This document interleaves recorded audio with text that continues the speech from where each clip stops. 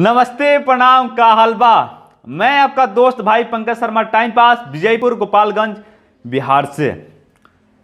हम बताओ तनी कि हमारा गांव देहात में का बा।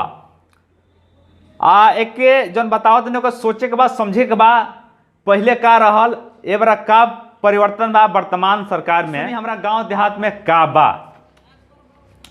जाड़ा में कौड़ा बा, जाड़ा में कौड़ा बा, दही और चूड़ा बा, भात तरकारी बा, राशन सरकारी बा।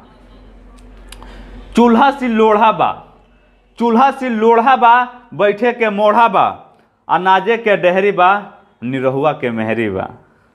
पोखरा इनार बा, पछुआ बेयार बा, पोखरा इनार बा, पछुआ बेयार बा, खेत खलिहान बा, मड़ई मचान बा।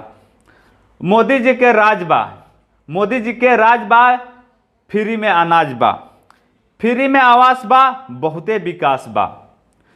फ्री में पढ़ाई बा, फ्री में पढ़ाई बा, फ्री में दवाई बा, 24 घंटा बिजली से गांव जगमगाइल बा। फ्री में शौचालय बा, फ्री में शौचालय बा, पंचायत कार्यालय बा। वृद्धा के पेंशन बा, वृद्धा के पेंशन बा, सबके गैस कनेक्शन बा।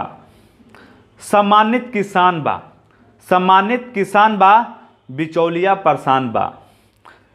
बैंक में खाता बा, बैंक में खाता बा, और मोदी जी से नाता बा, मोदी जी से नाता बा।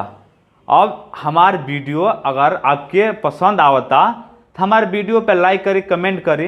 अगर नइखे पसंद आवत तो के ना पसंद करें, डिसलाइक करें। कोनो दिक्कत, कोनो हमरा परेशानी नइखे। हमके जौन बुझाइल हम बोल देनी। अगर आपके हमार बात से आप सहमत बानी तो हमारे वीडियो को शेयर करी, लाइक करी, कमेंट करी और अपन राय जरूर दी।